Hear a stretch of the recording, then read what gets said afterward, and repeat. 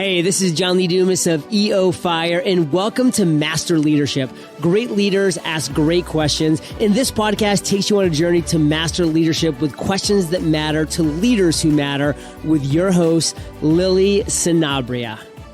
Hi, this is Lily, and welcome to Master Leadership, where we connect with leaders worldwide to gain insights on important topics to help us on our journey towards greater significance. If you would like to participate as a guest, or if you have a question that you would like to ask a guest, go to masterleadership.org for more information.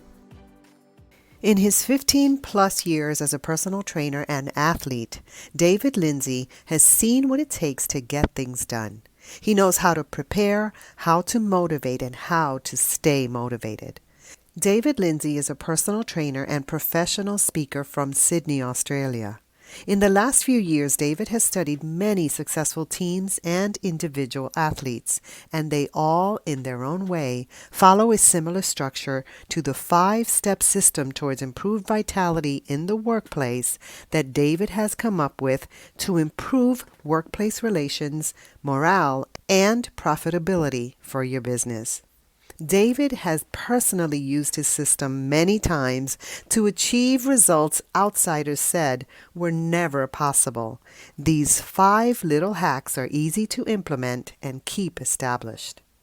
Our interview will begin right after messages from our sponsors. If you want to make money and change lives by selling your knowledge online, do not launch an online course. Only 6% of those are ever completed. Create instead your own branded app and launch the ultimate learning experience that sells. Passion.io is a drag-and-drop platform where you create interactive content to sell using your own branded app. Forget any tech hassles. You deserve a platform that makes it easy. You can move your existing clients, you can reach new clients, or you can even swap your online course for something that actually works. Delight clients with downloadable and even live content. You can trigger instant action using push notifications, generate more revenue with single touch payment, and you can stream across all devices. Best yet, try it for free for 14 days. Go to masterleadership.org/passion and get started today.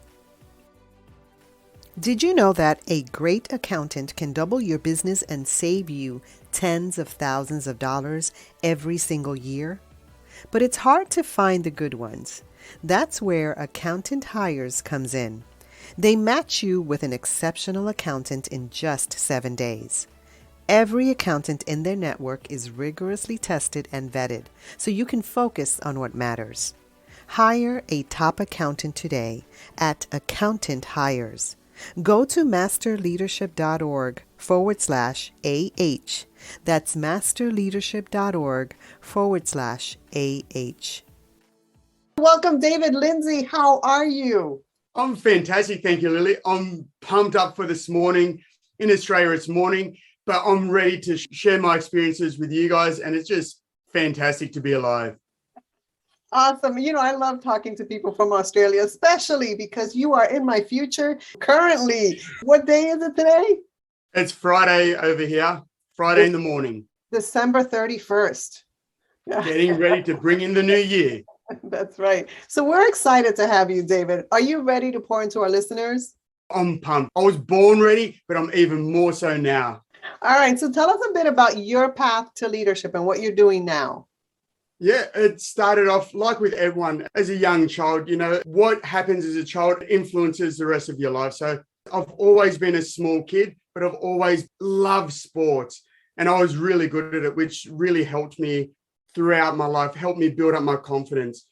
Because I was a very shy kid, but I used to play baseball, played rugby league in Australia, and actually got to lower levels of professional rugby league in Australia. So I played for the South Sydney team, which was owned by Russell Crowe. I'm sure you guys over there know who Russell Crowe is. So he owned the South Sydney Rabbitohs, and I played lower levels with that. Being a small guy, I had to beat them mentally and also had to train harder than anyone else. So the toughness of that, coming up against guys that monstered me, just really helped me flip the switch to know what's possible. If I train hard, well, then I get the results in the game day. And that happened for years. But then I suffered a knee reconstruction when I was 17, a second knee reconstruction when I was 20, which that put me out of the game. Yeah, wow. And my world got stripped from me. I've been trying for this for years. I've put my blood, sweat, and tears into sports. And all of a sudden, it got pulled out from underneath me. At that point, I was big. I had to put on as much size as I could to play rugby league. And I was still big and strong, and I got into arm wrestling. So I used to do a lot of training for arm wrestling, both right and left-handed. And I was actually on my way to go to America to go in some professional arm wrestling tournaments. Me and my girlfriend, now my wife at the time, I'm very lucky, you'll hear why in a second, but she hung around. We're in Corfu in Greece for a mate's wedding. And I was arm wrestling a guy there, and I got him down quickly. But what I did was I did a mistake, and I turned my body, and then I heard a snap. Ooh. At first, though, I thought it was the bar because my ribs were on the bar, and it sounded like a piece of wood getting snapped. And then I looked at my arm, and my arm was bent. And I went, oh no, I've broken my arm. And there wasn't any pain because I was in shock. You don't think that you're going to break your arm wrestling. So we went to the hospital in Corfu. I wasn't going to get cut open there. But what they did was they put me in a half cast so that I could fly back to Sydney. And they had no painkillers. The strongest painkillers they had there was like Panadol. It was definitely an experience, not one that I'd necessarily like to go through again, but an experience that I had that has given me good stories. We were there for an extra week while we were organising plane flights to come back to Australia, and I got it operated on. And they put a plate in my arm. You see this, got a scar all the way down there. Yeah, so they put a plate in, and what I wasn't aware of was there was a possibility that they could hit a nerve, and they did hit the nerve, and my arm went paralysed. Wow.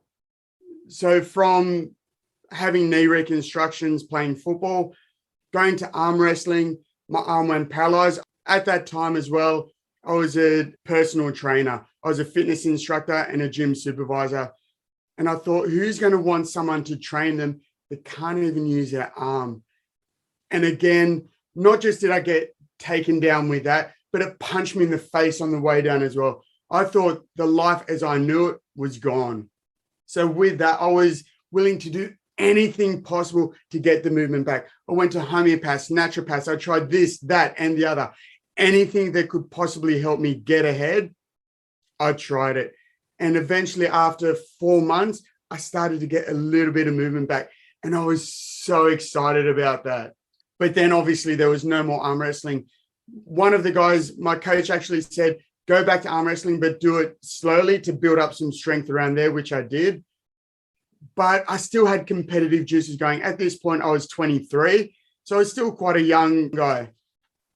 And where I did my fitness certificate at was just across the road from a martial arts school. And I went, how much fun would it be to try that? I got up to black belt in Kung Fu, did Brazilian Jiu-Jitsu, got to purple belt in that, did submission wrestling and kickboxing. And I just love really testing myself against people, testing myself against myself. Mm-hmm. And it was really wrestling that changed my mindset. Because in wrestling, it doesn't really matter how big someone is. If you can beat them mentally, the body's going to follow. So I learned a lot of lessons from wrestling and from my wrestling coach in particular.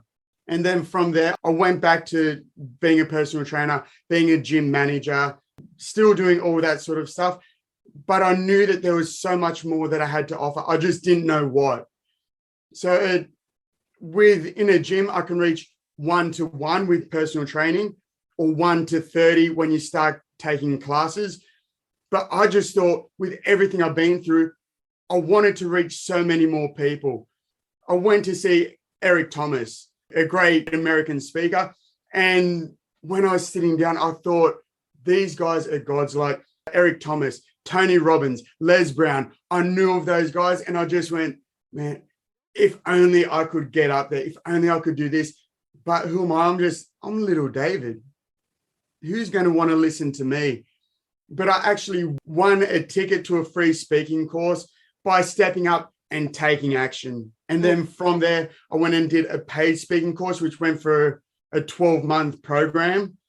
And from there, I've just gone leaps and bounds. I've changed my mentality. I've got up there. I've been able to speak to people, get up there instead of reaching 1 to 30, reaching 1 to hundreds, 1 to thousands, and being able to make that level of an impact. That gives me energy. That pumps me up. And I'm so excited about that. David, you've given me a lot of energy. Like I'm standing here, like I'm wincing when you're talking about, your injuries, and I'm feeling it. And your story is certainly incredibly inspiring. You said little David, there ain't nothing little about you, my friend. And I was listening to, there have been so many pivots in your life. Definitely. And when I think of you, I think of someone who's resilient, someone who has grit, someone who's determined to step into his greatness no matter what. Yeah. And I love who you are in this world. I love your story, David. It's really extraordinary. And thank you so much for sharing it with us.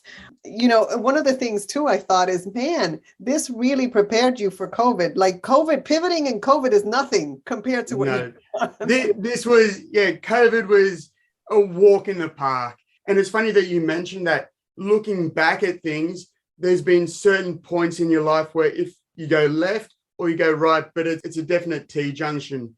Looking back, I've been doing that all of my life. I've got my heart set on this goal. You hit an obstacle, so you go, okay, what can I do? And it's not about disregarding your past, because that's all lessons that you've learned. But what can I take to that to not necessarily keep on that track, but move and go in a different direction, but always go in a different direction forward? What did I learn from football that can take me into arm wrestling? What did I learn from arm wrestling can take me into fighting? What did I learn from fighting that can take me into business? There's so many evolutions in there, so long as you learn from your past, especially with what we've been through the last 2 years. I coach quite a few people as well. And some of them go, I just want to forget about the whole COVID situation. And I go, that's the worst thing you can do. Why forget about it? Right. Think about, what did you learn from it? Think about, how did you grow? What resilience did you show to come out the other end? Right. Because it's just setting a platform for you to jump into 2022 and beyond. Don't forget about it. Learn from it, grow from it, and evolve and become a better person as a result. You've mentioned it several times that we learn from our past, and I'm absolutely with you. And to suppress your past and to not want to think about it because it's too painful, what it does is it stifles us, and it just doesn't allow us to grow to become the person we need to be. We need to process the past and learn from it, and we need help to do that. It's probably one of the hardest things to do in life, but it is so worth it, isn't it, David? 100%. During the lockdown, the first lockdown, the second lockdown, I again had to take what I'd learned in my past and learn from it. And every time you learn, you evolve that little bit. You become a better version of you. And even if you hit that wall, you've at least learned from here to here. You've hit that wall, but you're not starting at the same point again. So during that time, before lockdown, I used to do a coaching course, which was an 8-week face-to-face course where I'd go in. It was a 3 pillars to high performance. With lockdown, obviously, I couldn't do that face-to-face. So we managed to go online. And the first module in that is all about mindset. What is your mindset? Is it a fixed mindset or is it a growth mindset? What can you take from your past to help you in your future? Yes, we all had pain. We've all had difficult times. But what can you learn from it? Don't let it bog you down. Let it propel you forward. Right. I love who you are because you walk the talk. I really value that. So you've learned to lead yourself well, which is key in leadership, so that we can have that honor to lead others well. So you're speaking now, you're training, you're coaching. Where can we connect with you? I'm quite active on LinkedIn. So just look for David Lindsay on LinkedIn. Also with a company that we started during the lockdown, we've got a YouTube channel. It's called Phenom Leap. PHENOMLEAP. So we have a YouTube channel for that, plus our website as well, which is phenomleap.com.au. PHENOMLEAP.com.au. There's our logo, Phenom Leap Education. They go nice and close. And the reason that we chose that is because we all want and we all deserve a phenomenal lifestyle, but you're not going to walk into it. You're not going to run into it. We want you to leap into your greatness, leap into your phenomenal life. So that's why we went with that name. It's all about, constantly educating yourself, constantly growing, constantly becoming a better version of yourself. Love it. Thank you so much for that. Now, David, as a lifelong learner, what are you learning right now? With the team that I'm working on, I'm going deeper into mindset and how that influences the rest of your life, because really it all starts with mindset. And it's funny, I've been doing things for many years, not knowing why it's working, but it's learning about why it's working. Because as I said, mindset is our first pillar in the 3 pillars of high performance. Then we've got creating your own unique roadmap and then following the footpath. But with everything, it all starts with your mind. Like Henry Ford said, if you believe you can or you can't, you're right. Because if you believe that you can, we all encounter obstacles. But if you believe you can, you're going to find a way over it. As opposed to if you've got that fixed mindset, like I thought those people up on stage, that Tony Robbins, Eric Thomas, Les Brown, they're gods. If I had a fixed mindset, I wouldn't be where I am at the moment. But I believe of what's possible. I have to extend myself. I have to train hard. I have to read. I have to do all this sort of stuff. It's not easy. It shouldn't be easy, but you enjoy the trips along the way. You enjoy the journey from here to here. You enjoy bumping into things, tripping over, grazing your knee, getting up and going again. It's all part of it. All the scars that you end up with are all part of your story, and it becomes part of who you are. So enjoy those bumps along the way, but don't let them stop you. Right. Learn a way how to go step back, go up and over, step back, go around. There's always options, so long as you keep your mind open. And David, I read that you created a 5-step system towards improved vitality in the workplace. Gosh, Can you tell us a little bit about that? Because 100%. Yeah, because this is what I speak about. You have the 3 pillars to high performance, and then the 5 steps towards improved vitality is like the turbocharger that really gets you going. So this is what I speak about when I speak to corporates. So you have the first step, which is snap. So you snap into action. What routines and rituals can you have? Right here, I have my headphones, because you can use music. Music is a great mood alterer. You can use music to pump you up, or you can use it to calm you down. Use a Superman pose, take up space, stand powerful. That's right. And you do that. You do that for as little as 2 minutes. And it's been shown. You take up space and it raises your testosterone while lowering your cortisol. It puts you in the alpha mindset. So when you need to be in a position of strength and power, you do that for 2 minutes. So and then I delve deeper into creating rituals, the importance of self-talk, the importance of belief. And then the second step is nap. We're not designed to work 24/7, 365. And everyone has their phone available within arm's reach. So that means we don't really get that downtime. But what can you do to allow yourself to recover, to prevent burnout? The importance of working in short, intense chunks and then having downtime. Switching your phone off, talking to people, going for walks. So many people, like I know in Sydney and in a lot of capital cities where I've spoken, it's a badge of honor for them to work their way through lunch. Whereas that's really the worst thing you can do, because there's research that shows you're 16 to 20% more productive if you leave your workspace. If you go outside, go for a walk, eat healthy, nutritious food. Don't eat a high-fat, high-sugar donut. Right. You get outside, you get fresh air, you get the blood pumping, and then you don't have that 2 p.m. or 3 p.m. crash. Right. You're more alert. We talk about the importance of sleep, the Zingani technique, which is a fantastic technique, which I learned while doing research for this talk as well, was about having a shutdown system. And I actually have a checklist: computers off, Have I answered all emails? Everything done. Lights off. And because my martial arts background, it's just a boom and then go. So you don't get home and go, did I do this? Did I do that? Did I answer all the emails? Because when you get into that sort of mindset, your body can't recover because it's constantly stressing about, did I do this? Did I do that? So knowing how to nap correctly. Right. Then after any nap you have, you then snap back into action again, whether it's doing your own version of the haka, which is the All Blacks, the greatest rugby union team on the earth. And then the third step is tap. So tapping, like in fighting, if someone's going for an armbar, I'm going to tap.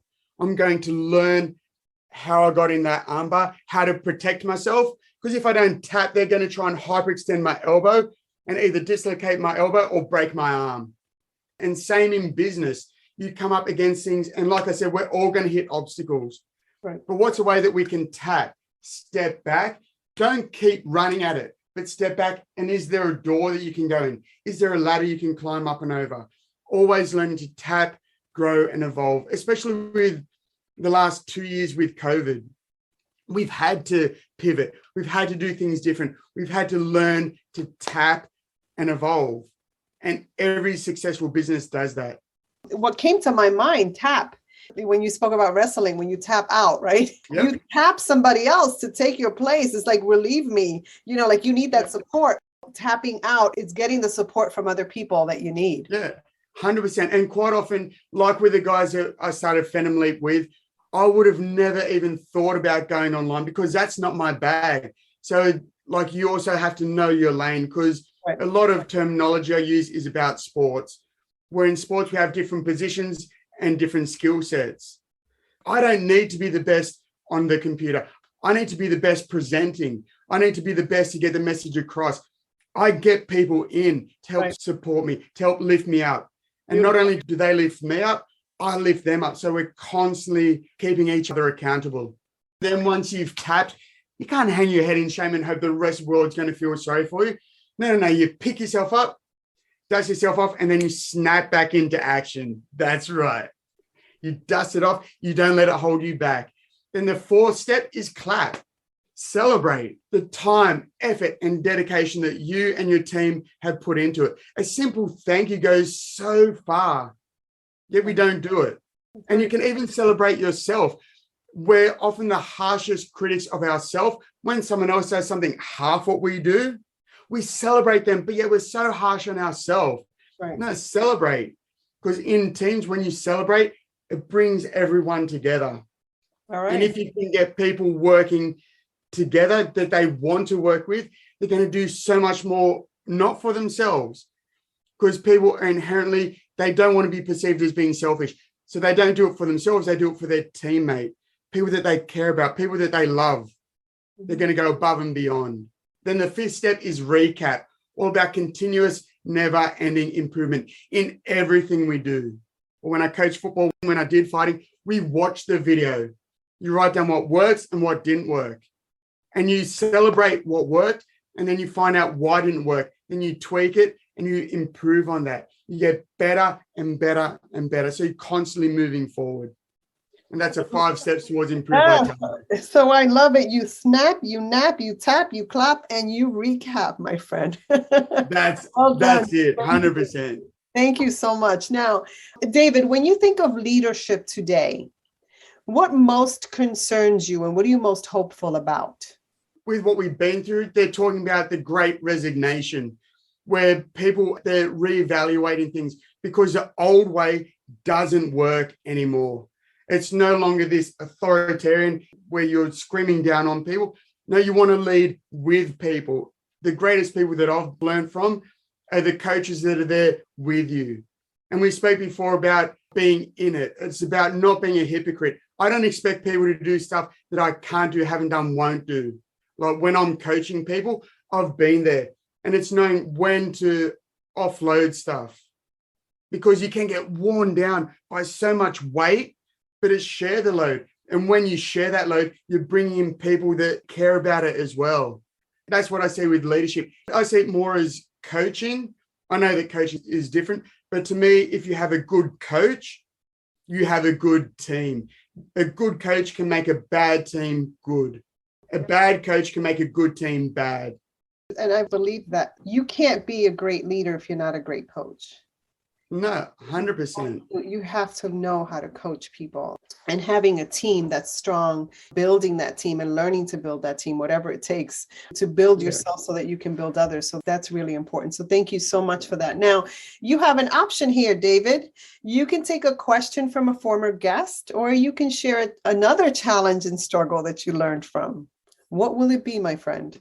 I'll actually share a struggle that I went through with my wife, because I explained before, like how she went through with me with my broken arm.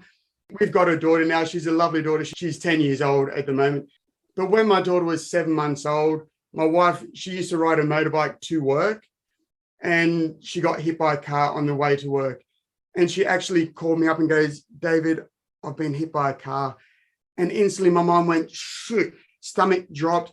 I got our daughter together, and on my way there, I thought, okay, she's had a motorbike accident. That's terrible. She sounded all right on the phone. If she broke a leg, she wouldn't have called me up.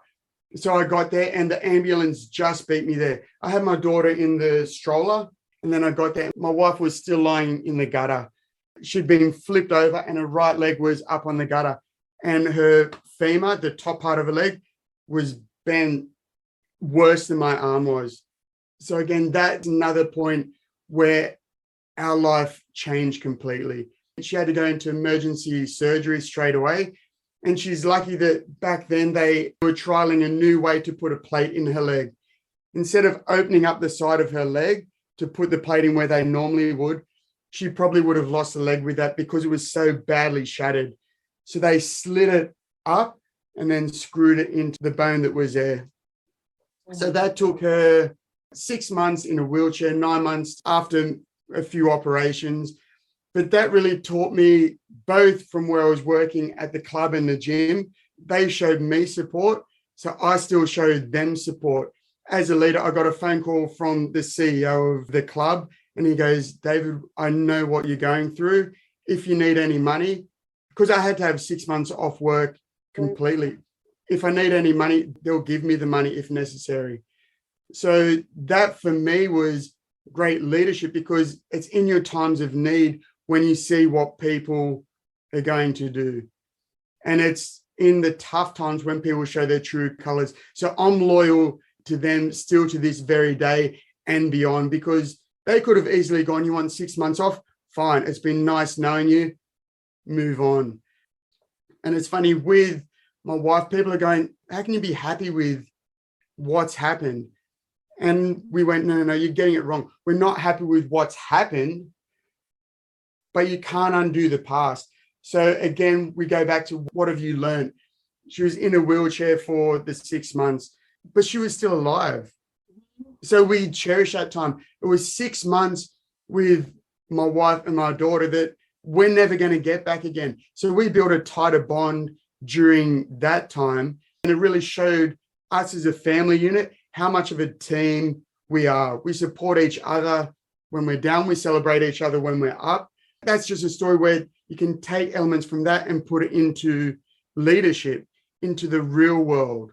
One of the things that you tend to do is face adversity with a different lens. You look to see it could have been worse, but what can I learn through this? And you walk through it as opposed to walking around it and over it. You actually take the time to walk through it. And that's not an easy thing to do, David. And that's something that a lot of people don't do. But I'm glad you're on teaching us about that. And I have to tell you, it's been a little painful listening to all the broken bones. They're all mended now. So it's funny. The thing that I learned as well is, when the bone breaks, when it heals, it's actually strongest in that part as well, because it calcifies, it thickens up. So, and that's like with trauma, like with your hands, with your muscles, you need to break them down in order to build them up stronger. Your mind is a muscle, and it's very much like every other part of your body, whether it's with leadership, with all that, you build up your mind and you build up that muscle of a mind so that you can endure it, so that you can support your teammates through it, so you can support the people that you're leading through it. You don't necessarily have to have gone through it yourself, We can show empathy for them and be there with them for support as they're going through the turmoil. You know, that analogy that you just mentioned, that a bone that is broken gets stronger when it's healed. Isn't it the same for us, right? We could have had a broken past, but we can get stronger when we look to heal it. Yes, 100%. And this is just my own belief from people that I know and from myself, is it's the people that have the tough childhood are the ones that when they grow up, they tend to be more resilient. The importance of hard work over talent. Because if people are always given something, one, they don't appreciate it. Two, they don't know hard work when it comes down to it. And like I've got a mate who ended up playing rugby league for Australia. When I was playing under 15s for South Sydney, he got dropped because he wasn't big enough. He wasn't skillful enough. So he didn't have the talent, but he worked harder than anyone else I know. And you can do the same in business. You don't have to be the smartest. And you see it all the time. It's about constantly working at it, using that muscle that you have, getting stronger with it, whether it's your body, whether it's your mind. Don't rely upon talent, because people with hard work overcome people with talent.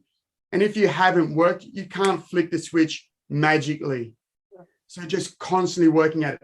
Have that end goal in mind and know, what do I have to do little by little? And in wrestling, we talk about working millimeter by millimeter as well. Yeah. So it's no big move. You're getting to a joint, you lock it down. You're climbing up, get to a joint, lock them down. Those small incremental movements. You certainly walk the talk, so I really appreciate that. Thank you. Now, as a listener of this podcast, what's a question that you would like a future leadership guest to respond to? Like, what are you curious about? Because of the stuff that we've been through the last 2.5 years, what's one piece of advice you give to either a younger you, or one piece of advice you give to your son or daughter? Great question. Thank you, David. Now, is there anything else you'd like to share with our listeners? I'll just tell them to check out Phenom Leap at YouTube. By all means, hit me up on LinkedIn, because I do 2 or 3 videos weekly with that. And I love to connect with anyone out there. And remember the 5 steps towards improved vitality. We have SNAP. We have tap. Yep. We have tap, clap, yes, and recap. That's right. So we have that. And doing that same sort of thing, you're going to start off little by little. And gradually you make it become a habit, so that you don't waste 10, 15 or 20 minutes to snap into action. You're there, you're ready, you're performing. Yeah, that's a great way to recap our conversation and just bring us to a close. Thank you so much for adding value to me and to our listeners. My absolute pleasure. And as I said before, you're the dance leader. I've had a pleasure dancing with you as well. We've had a nice dance, right? Loved it. Thank you, Lily. In closing, here's a quick message. Coaching is the art of influence that underpins leadership in the 21st century. It is the very thing that can get you from being stuck to being extraordinary. So go to masterleadership.org and sign up to get a free coaching session. Until next time, continue to ignite that leader in you.